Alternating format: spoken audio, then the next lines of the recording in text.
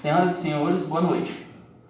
Estamos realizando hoje a Conferência da Revisão do Plano Diretor Municipal para submeter à apreciação dos participantes a síntese da versão final preliminar do plano revisado para pactuação.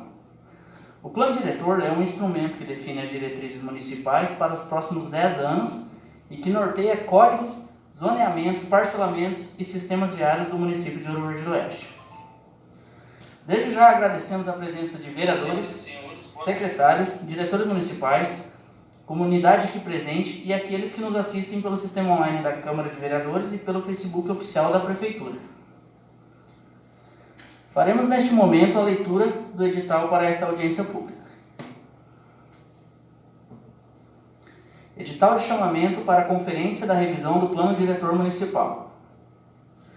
O prefeito do município de Ouro Verde do Oeste, Estado do Paraná, usando de suas atribuições legais e em conformidade com o inciso 1º do parágrafo 4º do artigo 40 da Lei 10.257 de 2001, Lei do Estatuto da Cidade, visando assegurar a participação popular no processo de revisão do Plano Diretor do município de Ouro Verde do Oeste, Lei Municipal número 483 de 2008, convoca os senhores representantes das associações, entidades representativas e a comunidade em geral para participar da Conferência da Revisão do Plano Diretor Municipal a ser realizada.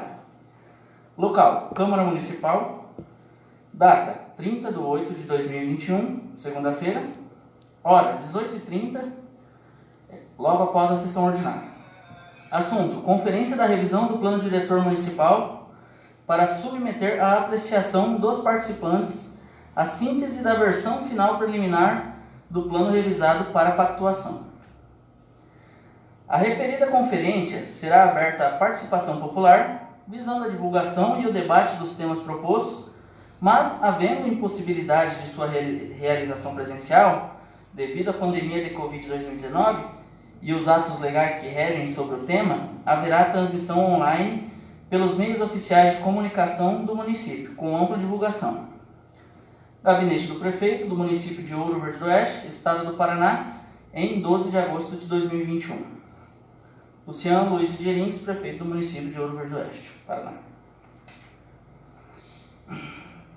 Para iniciar os trabalhos desta audiência, convidamos para formar a mesa o Prefeito de Ouro Verde do Oeste, excelentíssimo senhor Luciano Aloysio de Eringues,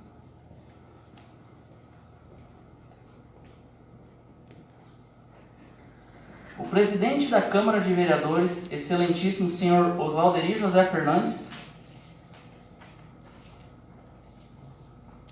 e o representante da Líder Engenharia e Gestão de Cidades, empresa responsável pela revisão do plano diretor, o arquiteto e urbanista Osmani Vicente Júnior.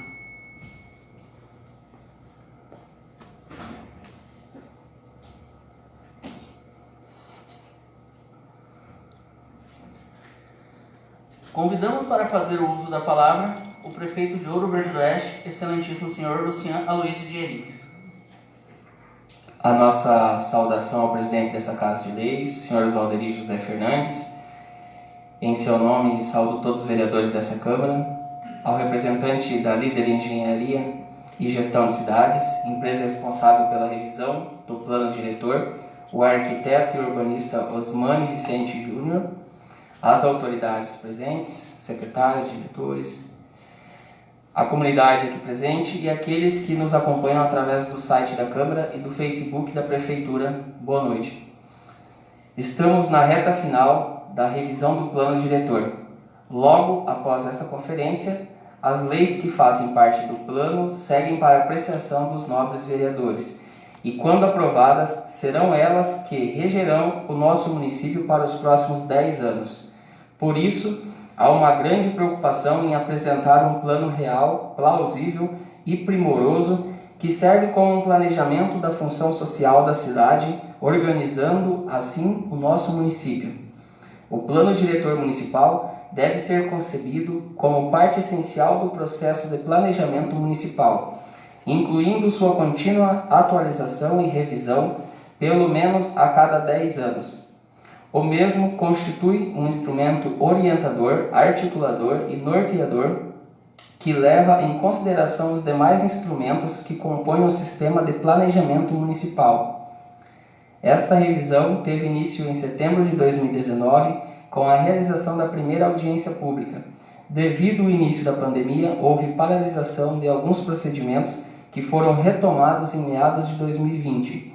E hoje, ao final do processo, realizamos essa conferência para submeter à apreciação dos participantes a síntese da versão final preliminar do plano revisado para pactuação. Sendo assim, declaro aberta a conferência da revisão do Plano Diretor Municipal de Ouro Verde do Oeste. Agradecemos a presença e audiência de cada cidadão neste importante processo para a história administrativa do nosso município.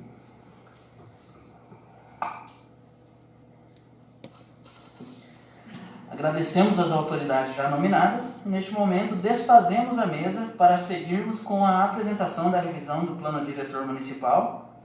Por isso, convidamos o arquiteto e urbanista Osmani Vicente Júnior, que norteará os trabalhos desta conferência. Ao final, será aberto para participação popular e para aprovação da revisão.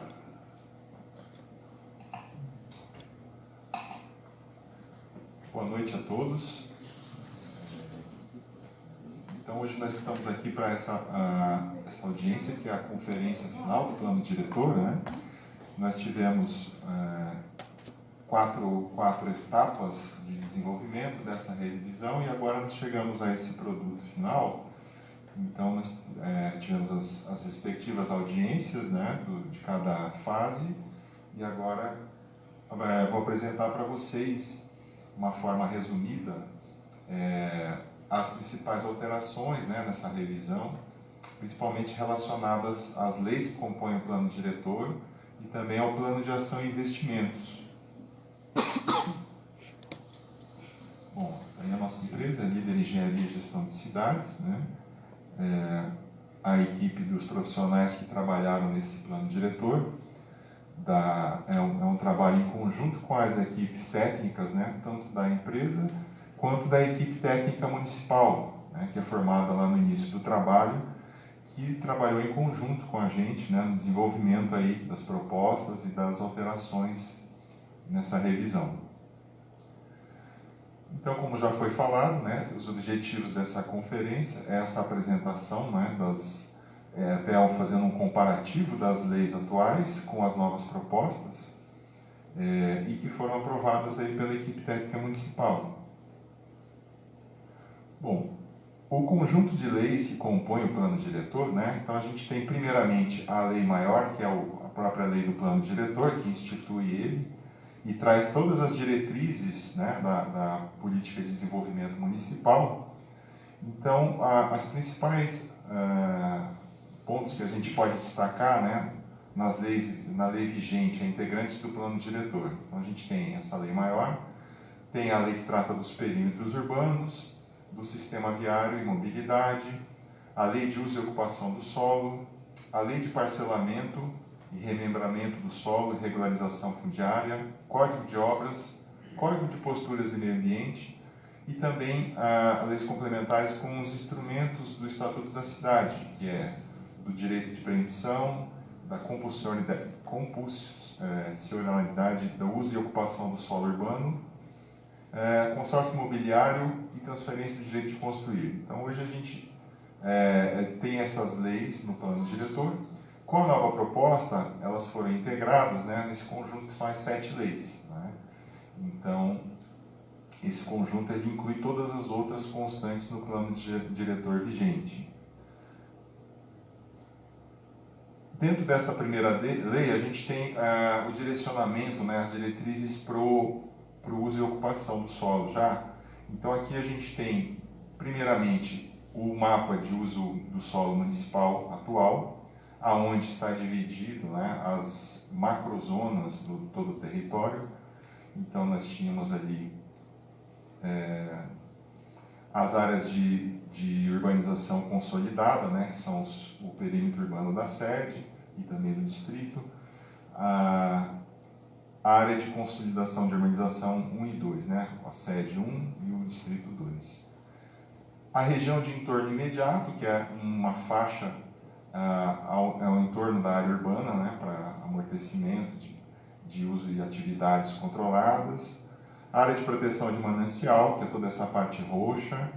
Nós temos também a parte verde aí, que era o eixo de desenvolvimento turístico.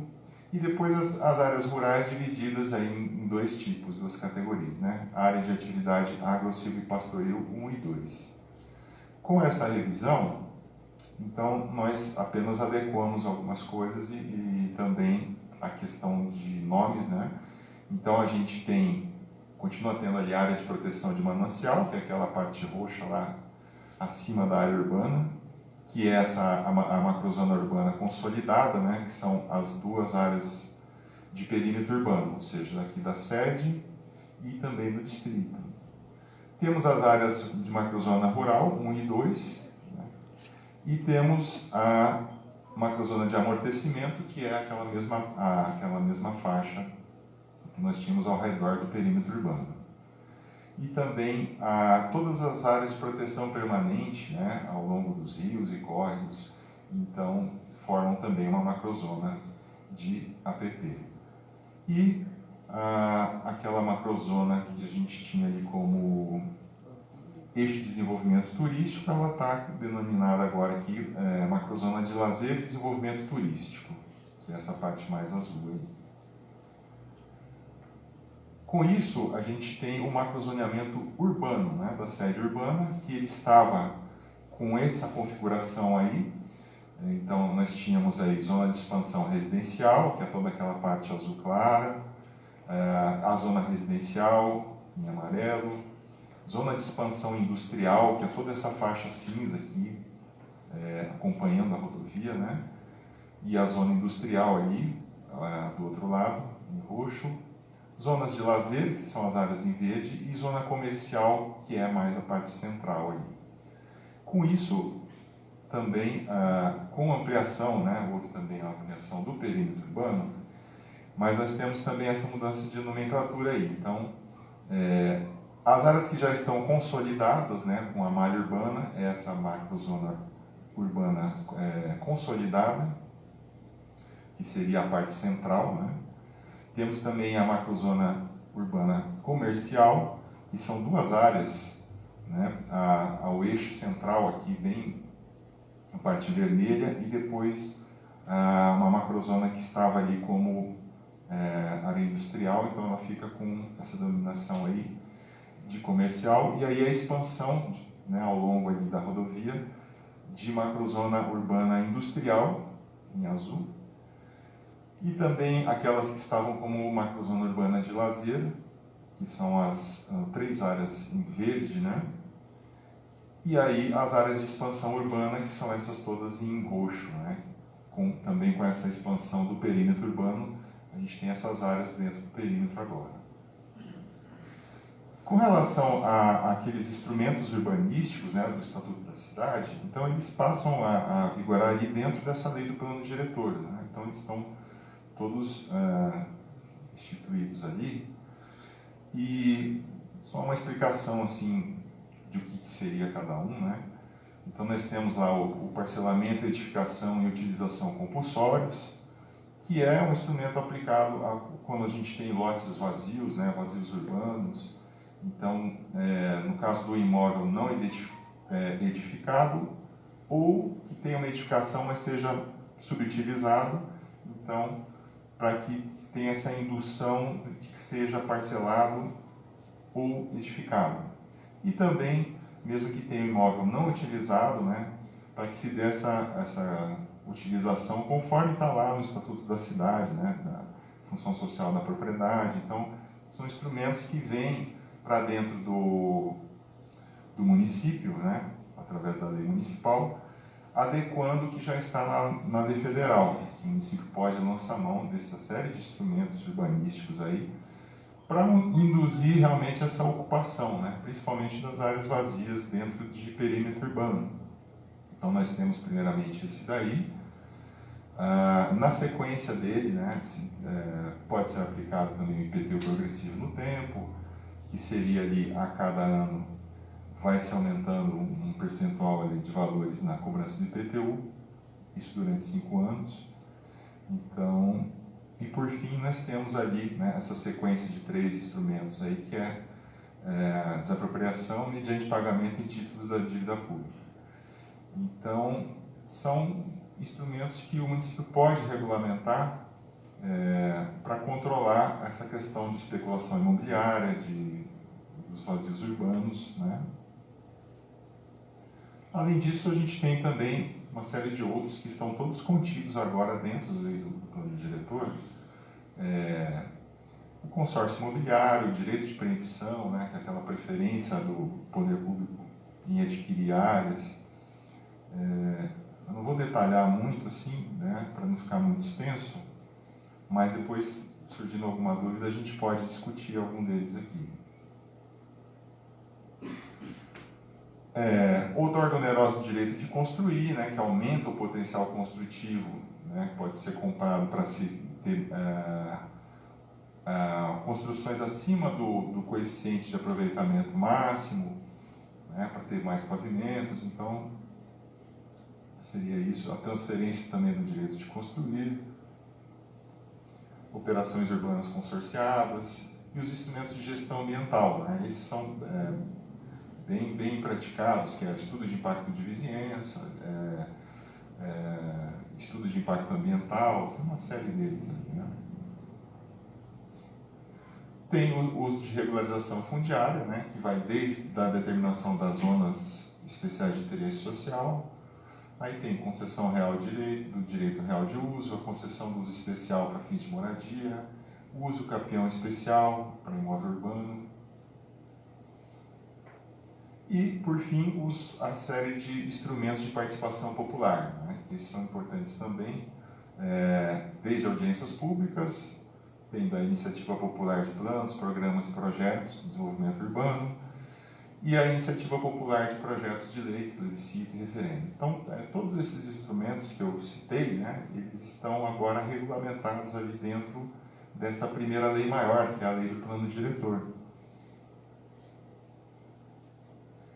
Então, nós tínhamos ali, atualmente, né, o plano plurianual e as diretrizes orçamentárias e o orçamento anual. Então, além disso, né, a gente coloca também o próprio plano diretor, que é a lei maior do município, né, e esses planos, programas e projetos elaborados a nível local. Então, essa nova proposta, ela engloba todos, como eu falei, todos aqueles instrumentos ali do Estatuto da Cidade. Aqui só para a gente comparar, né, uma série de instrumentos, a quantidade que são, né, tanto jurídicos quanto urbanísticos na nova proposta de lei, e na lei vigente a gente tinha só aqueles que a gente citou separadamente lá no início, né, esses 4. Também os instrumentos utilizados, né, então nós temos hoje as EIs, que é a Zona Especial de Interesse Social, e mais aqueles outros de regularização fundiária, né, que eu citei ali, além de assistência técnica jurídica gratuita para as comunidades, os grupos sociais menos favorecidos. Então, agora nós temos também, além disso, né, os instrumentos tributários e financeiros, né, então, o IPTU progressivo no tempo, as contribuições de melhoria. Bom, aí a segunda lei, né, desse conjunto de leis, nós temos aí a lei do parcelamento do solo. Então, ela traz todas as regras para os loteamentos, novos loteamentos, né? Então, as principais alterações que a gente pode destacar aqui, né, que a gente tinha ali a obrigatoriedade de destinar 35% da área para uso público. Isso tem poucas alterações, né? Então, nós temos ali de 20% de sistema de circulação para 22%, equipamentos de uso, equipamentos urbanos, né, e comunitários, continuam 7%, e áreas verdes de lazer e espaços públicos, de 8% para 6%, e uso privado, 65%. Né? Então, manteve-se aí na nova proposta de lei, né, essa questão aí de não se permitir o parcelamento do solo em terrenos naturais com declividade superior a 30%. Isso já vem também lá desde da Lei de Parcelamento Federal, né, a 6766. E aí, o que temos de novas propostas também seria, alguns destaques aqui, né, passagens de servidão que ligam lotes às vias públicas, que terão no mínimo 5 metros de largura, 50 de comprimento, loteamento para uso industrial, que destina-se 25% ao município, os parcelamentos realizados ao longo das faixas de domínio público de rodovias, ferrovias e dutos. Então a gente tem uma faixa que é não edificável, né, com um mínimo de 15 metros de cada lado das faixas de domínio. E os parcelamentos realizados ao longo de águas canalizadas, essa faixa de mínimo 7,5%, 7,5 metros, né, de largura. A outra lei, que é a lei do sistema viário, então ela acompanha muito essa lei do parcelamento do solo, porque ela traz as diretrizes, né, como a gente teve ali para os novos loteamentos, a lei do sistema viário para as novas vias, né, desses loteamentos, e também trata de algumas outras questões aí relativas à mobilidade urbana. Então, o que se manteve aqui, né, que a gente tem aí o recuo mínimo de 15 metros para as novas edificações nas vias municipais principais e secundárias, ou seja, as estradas municipais, né, que são divididas nessas duas categorias aí, de principais e secundárias, a partir da sua faixa de manutenção. Aceitável rampas de 20% em trechos não superiores a 150 metros. E aí, o que se acrescentou aqui, vias sem saída não poderão ultrapassar 100 metros de comprimento, deverão ter em seu final o bolsão de retorno, com diâmetro mínimo de 15 metros.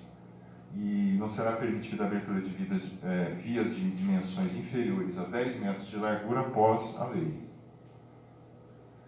Então, nós tínhamos esse quadro aqui, né, na lei atual, que é o perfil de todas as vias, né, as suas categorias. Então, a gente tem ali via principal, a Avenida Belo Horizonte, depois as vias estruturais, coletoras, locais, as de tráfego especial, via conectora e ciclovia, né? Então, a largura mínima de cada uma delas, né? Isso dividindo pista de rolamento, quantas pistas são, esquerda e direita, faixa de estacionamento e o passeio, né? Largura de calçada, se tem o canteiro central, qual que seria a largura, e aí questões técnicas aí que é de inclinação e rampa. Então nós tínhamos esses valores, né? Aí com a revisão, nós ficamos ali, claro, as rodovias são os parâmetros pelo DR, e aí nós temos arteriais, coletoras, conectora e local, né? Então, a gente vai ver ali nos perfis essa comparação que mudou. Então, esse era o mapa do sistema viário, onde a gente tem ali delimitado quais são essas vias, né, que estavam ali no início, né, de conectoras, principal, coletora, estrutural, local. E aí, com essa nova nomenclatura mais enxuta, né, então nós temos ali os três principais tipos, né, arterial, coletora e local. Então, a arterial, aquelas que estão em vermelho, a coletora está em laranja e as demais são locais. E a gente tem a conectora agora, que é essa que está em azul ali, né, fazendo um contorno ali por fora da malha urbana, além da rodovia que cruza a parte central ali, né, que está em roxo. Então nós temos ali a via local, ela estava ali com 16 metros total. Então, na nova proposta, ela passou de 16 para 12 metros, a pista de rolamento se manteve com 6 metros, né, de sentido duplo, aí 2 de 3. Faixa de estacionamento, que estava com 2,5 metros, foi para 2 metros em apenas um lado da via, e o passeio de 2,5 metros para 2. Então, essa via local é aquela que é a via residencial, né, o padrão menor delas. Aí nós temos a próxima, que coleta todo esse tráfego, né, e faz a ligação das vias locais com a arterial, que é a coletora. Então ela passou aí de caixa de 18 metros, ficou mais enxuta, para 16 metros. As pistas de rolamento também de 7 metros para 6 metros. estacionamento se manteve com 2,5 metros de cada lado, e o passeio de 3 metros para 2,5.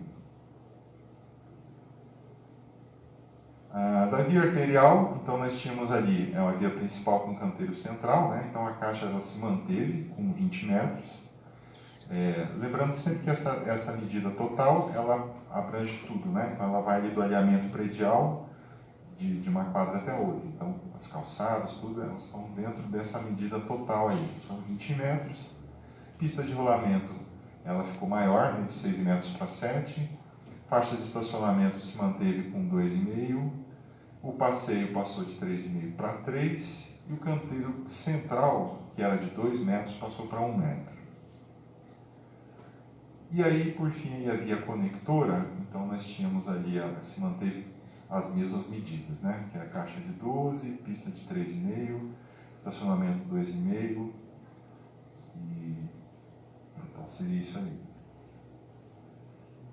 Bom, aí nós temos a lei do perímetro urbano, né? Então aqui a gente teve uma alteração bem expressiva. Então nós tínhamos, esse é o perímetro urbano atual, né? Tanto de São Sebastião quanto da parte central aqui da sede. E aí, com essa nova alteração, ele sofreu essa ampliação grande, né? Até para a gente poder visualizar aí com a foto do satélite, né, por trás. Então, toda essa linha pontilhada aí, né, se a gente comparar com o perímetro atual, então aqui a gente pode visualizar a diferença, né? Do atual que está em vermelho e essa ampliação aí após a revisão, que é toda essa parte cinza aí. Aí a lei de zoneamento urbano, né, que trata do uso e ocupação do solo, né, da parte urbana. Então nós temos o zoneamento atual, né, que é toda essa divisão das zonas aí.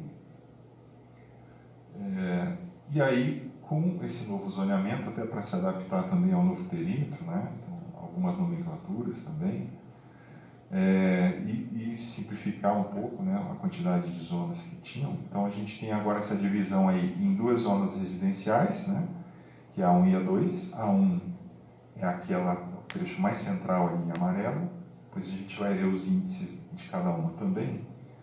A 2 já seria um pouco mais externa ali, a amarela, essa mais laranja. Zona de comércio e serviços 1, né, que é a parte vermelha ali bem central. E a 2, que seria aquela parte mais azul clarinho ali, bem do lado da rodovia, e depois, seguindo, já entra a zona industrial. E aí em 2 zonas, né? Ao longo da rodovia e mais aqui na parte de baixo, nessa parte de ampliação do perímetro. Aí nós temos também as zonas institucionais, né? Que são os equipamentos institucionais, as zonas de interesse social, parte de rosa, então a gente vai ver mais aproximado ali cada uma delas. Ficou uma grande parte aí dessa ampliação de perímetro, que é de expansão urbana, que é toda essa parte roxa, aí, mais escura, né? Aquelas especiais de lazer também, as duas em verde. Depois vamos ver aqui direto, né? Então, assim, comparando, né? A gente teve essa junção de várias zonas que eram muito semelhantes, né? Então a gente enxugou isso para que tenha um número menor de zonas. Então a comparação, né, do atual com a revisão. No caso do distrito não teve grande alteração, né? São 2 tipos apenas, comercial e residencial. E aí nós temos, né, uso e ocupação do solo. Então o uso seria a classificação para cada uma delas, né, qual o tipo de atividade que é permitido, ou que é permissível, depende de uma aprovação, ou que é proibido para cada zona, né? Então a classificação de uso, nós temos separado em 4 categorias, né? O uso habitacional, que ele se subdivide aí, né? Habitação unifamiliar, multifamiliar, de interesse social, geminada, transitória ou institucional. O comércio e serviços em 4 tipos, né? Aquele de bairro, que é o vicinal, aí o de centralidade, aí os de maior porte já regional, e o específico são aqueles, né, que tem mais restrições. O uso industrial também é muito parecido, né? Ele vai da indústria caseira, ali, de pequeno porte, e aí vai se aumentando isso, né? Da categoria. Então, incômoda, nociva, até chegar no perigosa. E social e comunitário, que são os equipamentos públicos, né? De saúde, de educação, enfim, que podem ter um porte, né? Local ou municipal, com maior raio de abrangência, ou de impacto, né? Então, também maior ainda. E aí, esses são classificação de usos, e depois a gente tem a da ocupação. O que é? Então, os índices urbanísticos para cada uma das zonas, né, que vai disciplinar como que vai ser a ocupação disso, né? Então, só para a gente ter uma ideia do que são, né, a área mínima do lote, né? Então toda zona vai ter essa coisa, né, para os novos loteamentos, claro, a área mínima de lote, testada mínima do lote, a taxa de ocupação máxima, ou seja, quantos por cento do lote que pode ser ocupado, né? A projeção no lote ali, de quanto vai ser ocupado. O coeficiente de aproveitamento, que é um número que, multiplicado pela área do lote, vai me dar a área total que eu posso construir no lote, né? Além disso, a gente tem a taxa de permeabilidade mínima, né? Ou seja, quantos por cento do lote eu tenho que deixar permeável para as águas de chuva. Gabarito ou altura da edificação, né, e número de pavimentos, e os recuos, né, frontal, lateral e fundos. Então, esses são os parâmetros aí que a gente tem, ou índices urbanísticos. Então, para cada zona, né, então a gente tem ali, por exemplo, na primeira, a zona residencial 1, que é aquela mais central, ali em amarelo. Então, para cada uma tem essa tabela que tem tantos os índices, né, tanto os usos, ou seja, a gente tem ali o que é permitível, o que é permissível e o que é proibido, né? Então, olhando lá naquela tabelinha, a gente vê o que é, né, o H1, o H2, daquelas 4 categorias, né? Habitacional, institucional, comercial e de serviços, e industrial. Então, nós temos aí, né, claro, na zona residencial 1, essa priorização para o uso residencial, não excluindo os comércios de bairro, né, as coisas de pequeno porte. Algumas coisas já entram na categoria de permissível, ou seja, depende de uma análise técnica, uma aprovação, seja do grupo técnico permanente, ou também da apreciação do conselho. E o que é proibido, que, né, não condiz com a zona, né? Então, os usos mais pesados ali, principalmente industrial. Da parte dos índices, então nós temos ali os afastamentos, né? Então, lateral e fundos 1,5 e recuo frontal 3 metros. Área mínima de lote, 300 metros. Testado 12. Coeficiente de aproveitamento 1. E taxa de ocupação, 75%. Permeabilidade, 25%. Número máximo de pavimentos, 4. E aí, proporcional a isso, a altura, 12 metros. Então, a gente tem esses parâmetros aí para a zona residencial 1.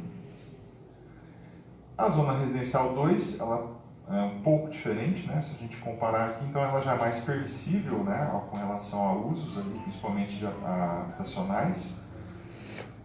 Os parâmetros, os índices, eles são praticamente os mesmos, né? Só o número de pavimentos ali que é um pouco mais reduzido para 3 metros em relação à zona 1. A zona de comércio e serviços 1, que é aquela faixa vermelha central ali. Então, nós temos aí então, essa priorização mais do uso comercial, mas também não isenta aí o possível uso residencial também, né? Os índices dos lotes são basicamente muito parecidos também com os anteriores que a gente viu, né? Aumenta um pouco ali o número de testada para 15. O coeficiente de aproveitamento 2, ou seja, te dá um potencial construtivo o dobro do residencial, né? Taxa de ocupação a mesma, a permeabilidade também, o número de pavimentos 4. Já a zona comércio e serviços 2, né, que é aquela ao longo da rodovia ali, faixa azul bem clarinho, então ela já prioriza o comércio e serviços, né, e não o uso habitacional. Então ali nós temos um padrão de lote maior, 450 metros, então os recuos também, né, lateral 2, fundos 2,5, frontal 5, testada mínima 15, o coeficiente é 1, taxa de ocupação um pouco menor, 70%, e a permeabilidade um pouco maior, 30%, e 2 pavimentos. A zona de expansão urbana, então, ela tem os seus índices ali, né? A princípio, eles estão todos voltados ali para os usos residenciais, mas à medida que vai ocorrendo essa expansão, aí esse zoneamento pode ser alterado para a criação de novas zonas não residenciais, né? Mas a princípio ela está, para que ela tenha os índices, né? Então ela tem, inclusive, uma área mínima menor de lote, 250 metros, e 2 pavimentos. A zona especial de interesse social, né, já existente ali, que é uma área em rosa ali,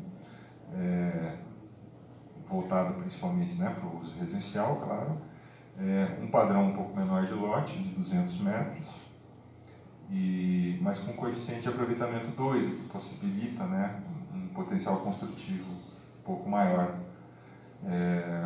e número de pavimento 2. A zona de controle de urbanização são esses dois polígonos que a gente vê ali, desse azul mais escuro.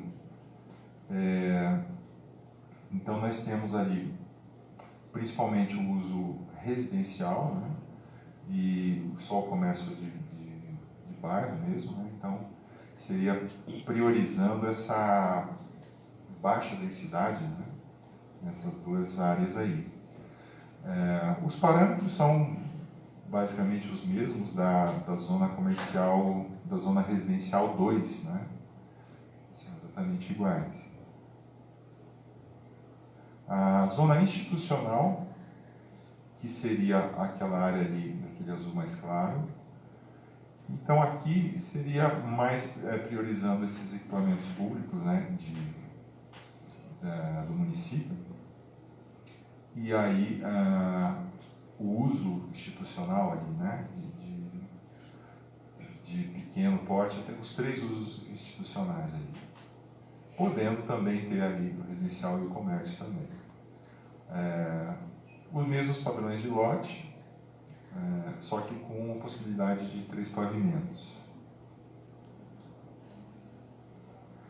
E a zona industrial, nós temos 2 grandes áreas, né, aquela que já existe inicialmente ali ao longo da rodovia, e essa nova aqui que está dentro agora desse novo perímetro urbano, essa parte azul mais para baixo ali, com área mínima de lote de 1.000 metros, né, então aí os recursos todos proporcionais a isso, taxa de ocupação 70%, 2 pavimentos, então priorizando mesmo esse uso industrial, né, todos eles aí.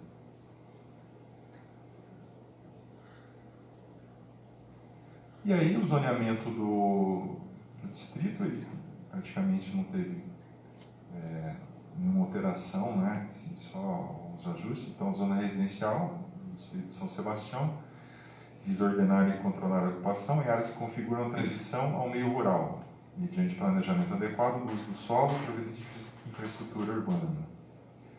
Então, são os lotes residenciais ali, com área mínima de 500 metros e 2 pavimentos. E aí uma faixa ali de zona comercial, né, que é aquela marrom ali, vermelha, né, que são destinados predominantemente ao uso de comércio e serviço, pequeno e médio porte, sendo possível o uso residencial e institucional ao longo da rua Romualdo Paiter.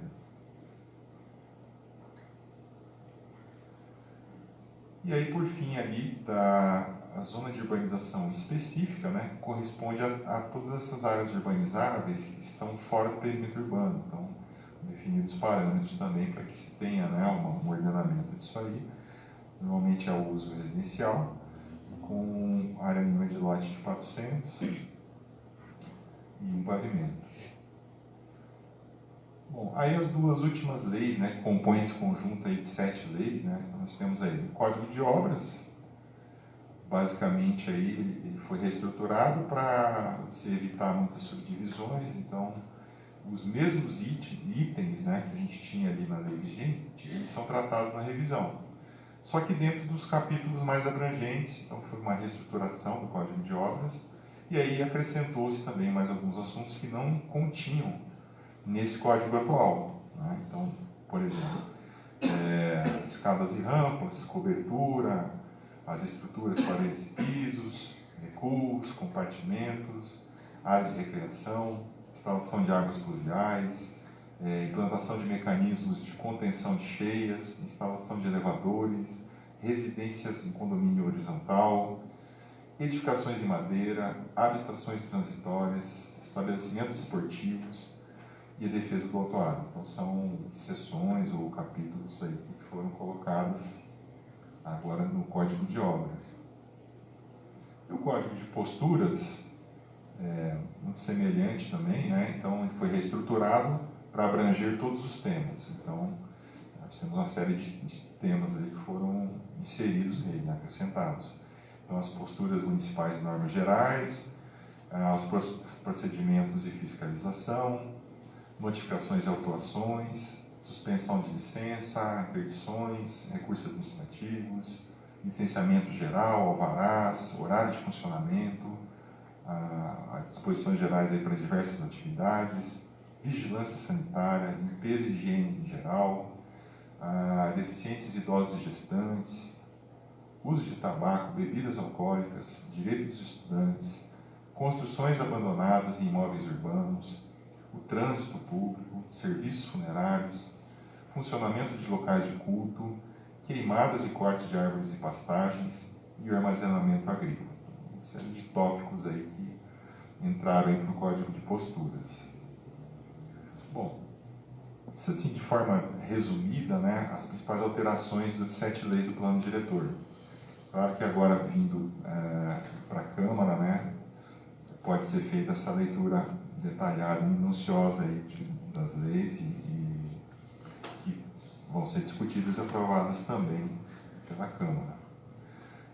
Junto com esse conjunto de leis, a gente tem também coisa bem importante que é o Plano de Ação e Investimentos, né? Então o município ele tem a parte integrante aí do Plano Diretor, esse Plano de Ação e Investimentos que ele traz as principais ações que o município precisa executar e colocar em prática, uma previsão a princípio para os primeiros 5 anos, né? Que é essa vigência do plano diretor de 10 anos, né? Então a gente tem essa programação das ações prioritárias para os 5 primeiros anos. E aí elas são divididas em curto, médio e longo prazo, e através desse plano de ação o município consegue tanto buscar recursos, né?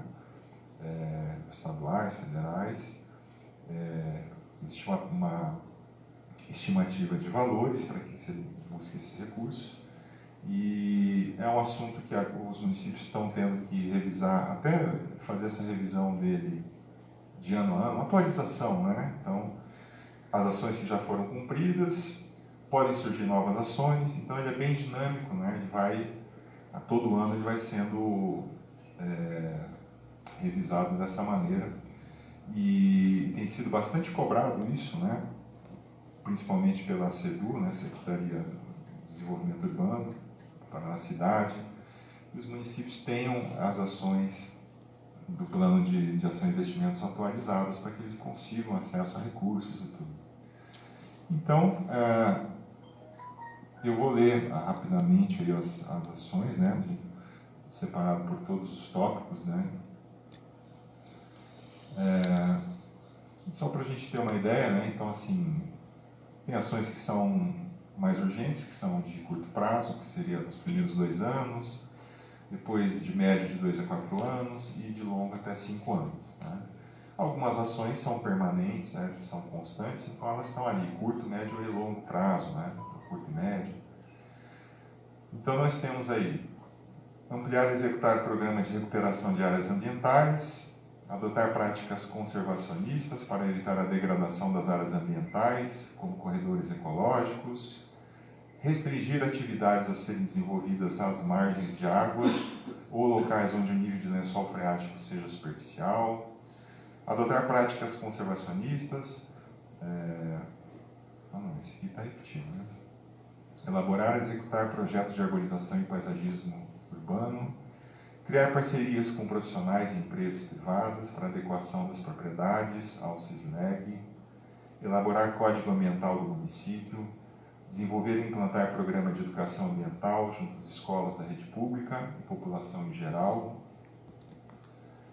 implantar a coleta seletiva na área rural do município, aumentar a frequência com que a coleta seletiva acontece na sede e no distrito, elaborar estudos de viabilidade para a criação de reservas particulares do patrimônio natural, fortalecer parcerias entre o governo municipal e outros órgãos públicos e privados para a preservação de áreas ambientais, implantar programa de redução de uso de agrotóxicos em áreas agrícolas, monitorar e controlar o uso dos solos urbano e rural, poluição do ar, do solo, da água, principalmente dos mananciais e dos recursos hídricos, criar o estatuto regimentar e proporcionar a implantação do máximo possível de definições da Agenda 21.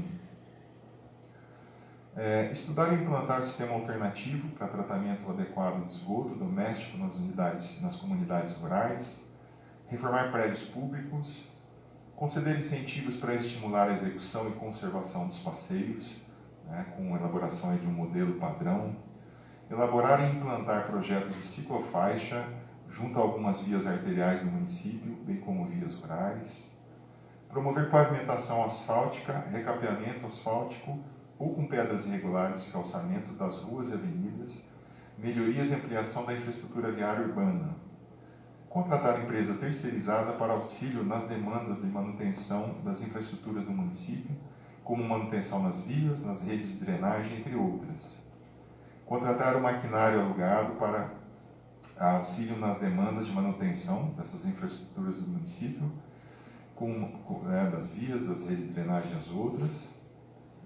Promover ações de manutenção constante em todas as vias, executar ações de convênio com o DETRAN para a implantação e manutenção das sinalizações verticais e horizontais do município, projeto de reforma ou troca de pontos de espera de ônibus municipais com adaptação para as pessoas com necessidades especiais, promover a execução de calçadas com acessibilidade, incentivar e apoiar a formação de cooperativas que atuem de forma complementar e integrada nas diferentes etapas dos processos do sistema de limpeza urbana, implantar galerias de águas pluviais, promover atendimento da iluminação pública na sede e no distrito de São Sebastião, criar programas para conscientização do consumo de energia elétrica, promover a troca de luminárias de vapor metálico por LED, construir usina de reciclagem, fomentar projetos de microfinanças para empreendimentos locais, promover a cultura empreendedora municipal através de campanhas, desenvolver e implementar um programa de prospecção de mercado, promover a qualificação da mão de obra local, promover a profissionalização de adolescentes e jovens aprendizes, realizar estudos de causas que gerem perdas de atratividade do comércio e serviços locais, revisar a carga tributária municipal, construção civil, comércio e indústria, com a finalidade de impulsionar o setor de comércio local, instalar incubadoras na área de alimentos e vestuário, incentivar a implantação de micro e pequenas empresas na área de laticínios no município. Desenvolver a agroindústria, fomentando as atividades de associações ou cooperativas de agricultores. Divulgar os programas de financiamento de agricultura familiar junto aos pequenos produtores rurais. Fomentar e organizar a comercialização dos produtos agrícolas in natura.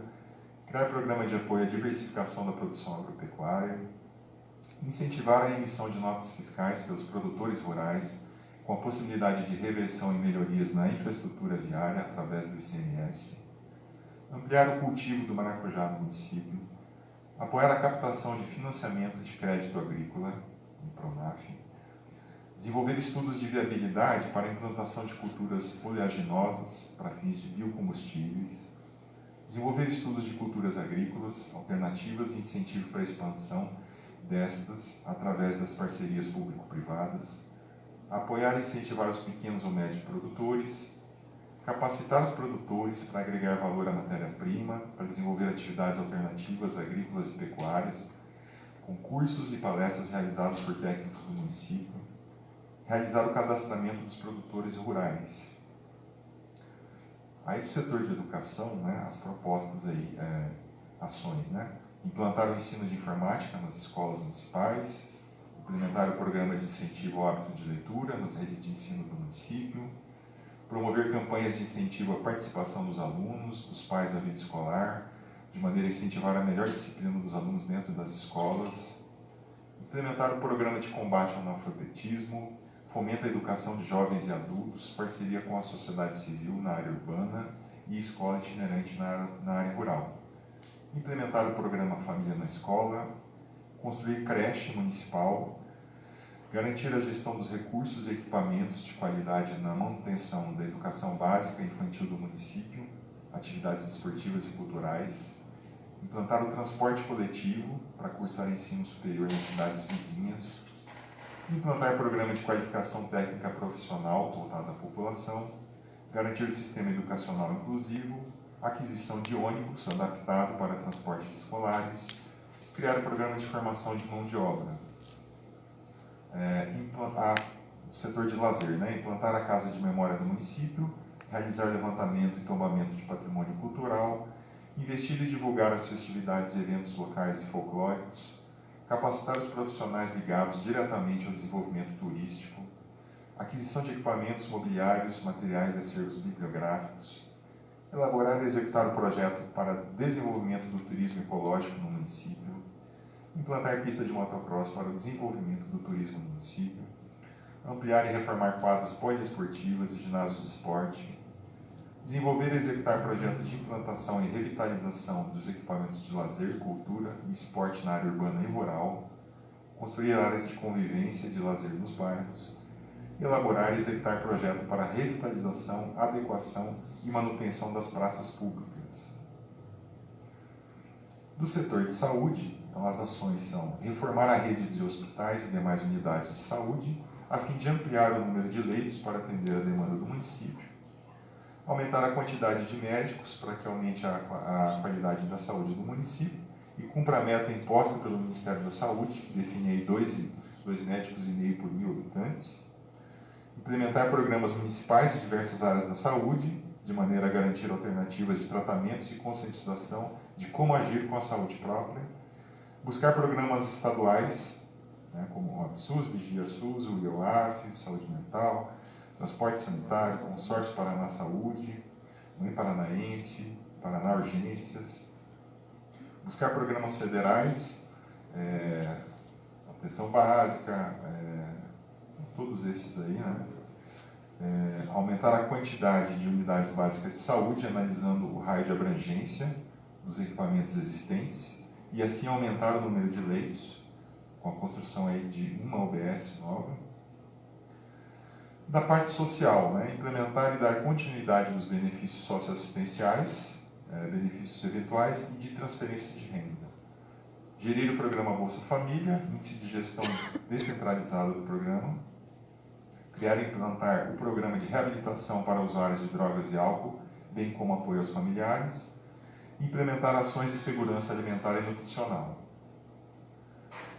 Do setor de habitação, né, temos como ações aí facilitar e promover a ocupação dos vazios urbanos existentes nas áreas consolidadas da área urbana, demarcar as zonas especiais de interesse social, priorizar esse tipo de ocupação, conscientizar a população sobre quais são as áreas adequadas ou não para a construção das edificações e promover mutirão de habitação no município com o objetivo de atender a população de baixa renda que precisa de reparos e ampliações nas unidades habitacionais. No setor de segurança, nós temos aí as ações: estruturar o Conselho Municipal de Segurança, ampliar a estrutura física, equipamentos e contingente policial na área de segurança pública, construir uma delegacia no município e promover a instalação de câmeras de segurança na área urbana. Os serviços funerários, né, a construção de um novo cemitério, regularizar junto aos órgãos competentes o licenciamento ambiental do cemitério existente, garantir o controle e o monitoramento das áreas de cemitério que podem ocasionar contaminação do solo e do lençol freático, cumprindo o que determina aí a legislação estadual e GAP, e elaborar projeto de lei com base nessas exigências sobre os principais condicionantes técnicos e institucionais relativos aos processos de construção, instalação, funcionamento das atividades e serviços destinados a sepultamentos e outros procedimentos dos cemitérios públicos. Da parte institucional, né, então nós temos aí sistematizar a agenda de reuniões entre os diretores dos diversos órgãos da Prefeitura, implementar o consórcio de desenvolvimento intermunicipal, criar a divisão de cadastro técnico, implantar a divisão da Secretaria-Geral, implantar o sistema de informações de geoprocessamento, implantar a divisão de arrecadação e fiscalização, implantar a divisão de informática, ampliar a rede de dados internet, interligação dos setores, ampliar a participação das receitas tributárias próprias no montante global de arrecadação, promover campanha para incentivo da emissão de notas fiscais, recuperar receitas próprias municipais, aprimorar o processo de planejamento orçamentário da Prefeitura, efetivar a fiscalização tributária do município, atualizar o cadastro multifunditário e a planta genérica de valores, promover a capacitação permanente dos servidores municipais, criar o Fórum de Desenvolvimento Municipal, promover a articulação com atores municipais e esferas estaduais e federais, e ampliar a participação dos conselhos municipais na gestão municipal. Aí, por fim, nós temos aí da parte de ordenamento territorial, né, que seria garantir a mobilidade urbana através da integração do sistema viário com o sistema de transporte municipal e intermunicipal de boa qualidade, com preço acessível, elaborar estudo e implantar alternativa para desvio de fluxo pesado do centro da cidade, adequar a rede viária às propostas do sistema viário, determinando categorias de uso predominantemente produtivo nos eixos principais da malha municipal e urbana.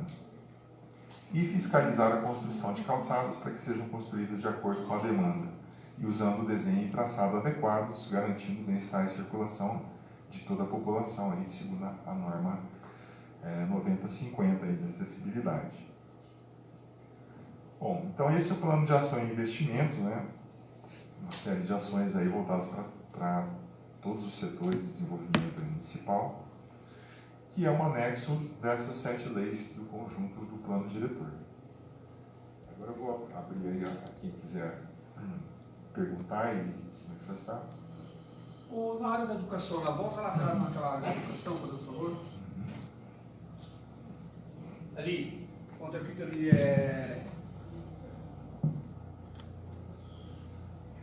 transporte coletivo para o cargo tem ensino superior nas cidades vizinhas.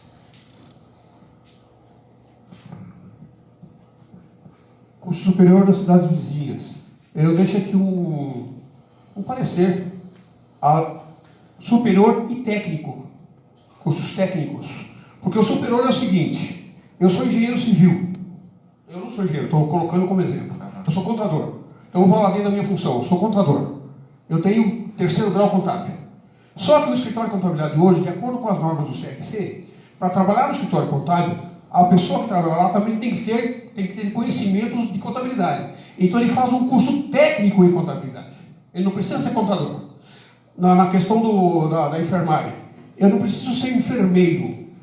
Eu posso ser o enfermeiro responsável, curso superior, ok. Mas temos cursos técnicos de enfermagem, inclusive o colégio que eu trabalhava tinha esse curso, Toledo tem esse curso. Então, forma-se em técnico de enfermagem para trabalhar dentro da área da enfermagem. Quer dizer, não precisa ser o formado.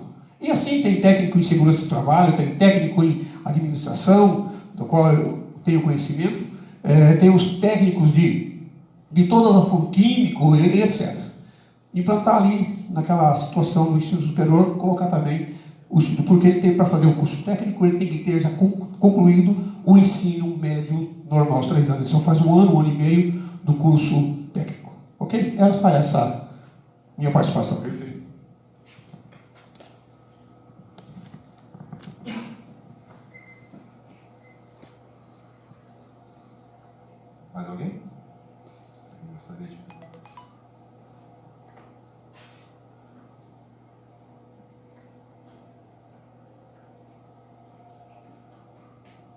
Ficou alguma dúvida?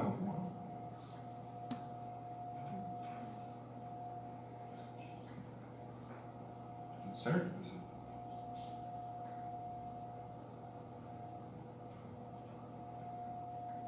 Bom, então assim, todo esse material agora ele vai ser encaminhado aqui para a Câmara, né?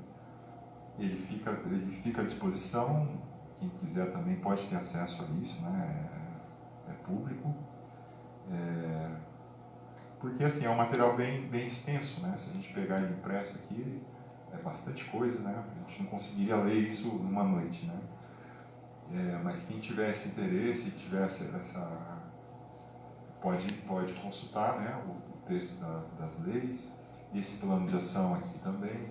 Então, assim, o que foi colocado aqui, né, a gente faz esses ajustes, né? Esse é o objetivo mesmo, ter a apreciação de vocês para isso.